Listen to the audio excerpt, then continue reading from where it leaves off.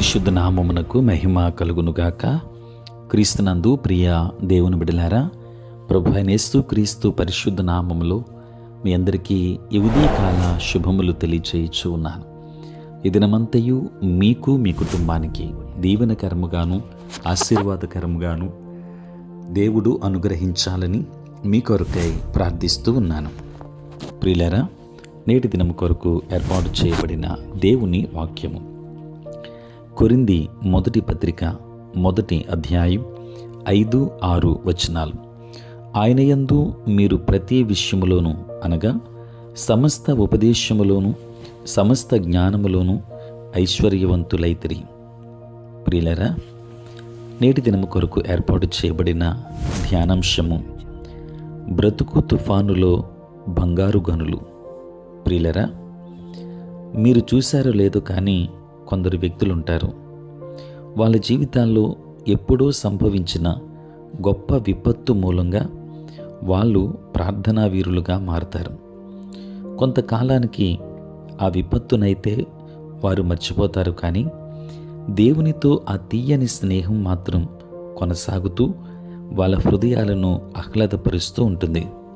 ప్రియులారా, చెట్లు చిగిర్చే కాలం బాగా ముందుకు వెళ్ళిపోయిన తర్వాత ఓసారి ఒక గొప్ప తుఫాను వచ్చింది. అంతా చీకటి కమ్ముకుంది.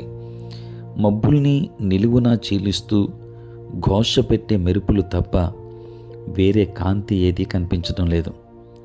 గాలులు వీచాయి, వర్షాలు కురిశాయి, ఆకాశపు తలుపులు బార్లా తెరిసినట్టు ప్రళయం చెలరేగింది. అంతా సర్వనాశనమైంది. ఏదో ఒక ఆశ్రయం లేకుండా ఆరుబయట ఉన్నదేది ఆ తుఫాను దాటికి తట్టుకోలేకపోయింది. మహావృక్షాలే నిలువున చీరుకుపోయాయి.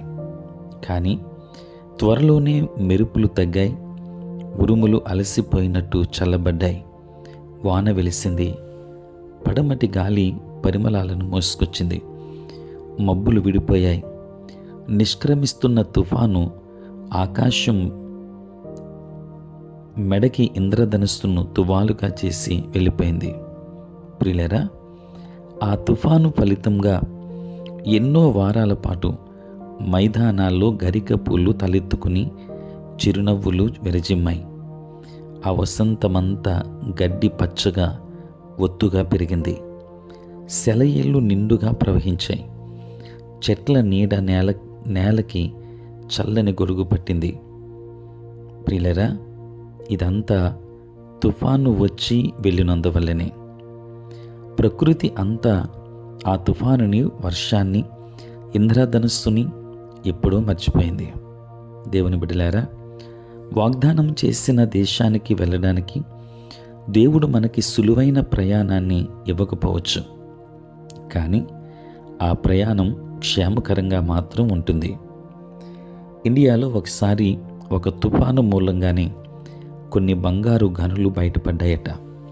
ప్రియులారా, మన బ్రతుకుల్లో వచ్చే కొన్ని తుఫానులు క్రీస్తులో బంగారు గనుల్ని కనుక్కోవడానికి మనకు సహాయపడలేదా? దేవుని వాక్యాన్ని వింటున్న దేవుని బిడ్డలారా, నీ జీవితంలో ఎదురైన సమస్యలు కానీ, బలహీనతలు కానీ, వేదనలు కానీ, ఏదేమైనా తుఫాను లాంటి పరిస్థితులు ఒకవేళ నీ జీవితంలో ఉంటే, బ్రతుకు తుఫానులో నీవు క్రీస్తులో ఉన్నప్పుడు బంగారు గనుల్ని నీవు కలిగి ఉంటావు. దేవుని యొక్క ఆశీర్వాదాలు నీవు పొందుకుంటావు. దైవాశీర్వాదములు మీకును మీ కుటుంబానికి మెండుగా ఉండును గాక. ఆమేన్.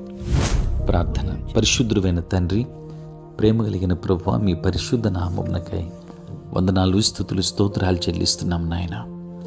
రాత్రంతయు కాపాడి సంరక్షించి సుఖనిద్రను మాకు దయచేసి మా జీవితంలో మరి యొక్క నూతన దినాన్ని మేము చూడగలిగే భాగ్యాన్ని దేవా మీరు మాకు ఇచ్చినందుకే స్తోత్రాలు. ప్రభు, ఈ దినమంతా కూడా మీ సన్నిధి మాతో ఉంచండి. మీ ప్రసన్నత మాకు దయచేయండి. నేటి మా పనులలోనూ, ప్రయాణములలోనూ, పరిచర్యలోనూ తోడుగా ఉండండి.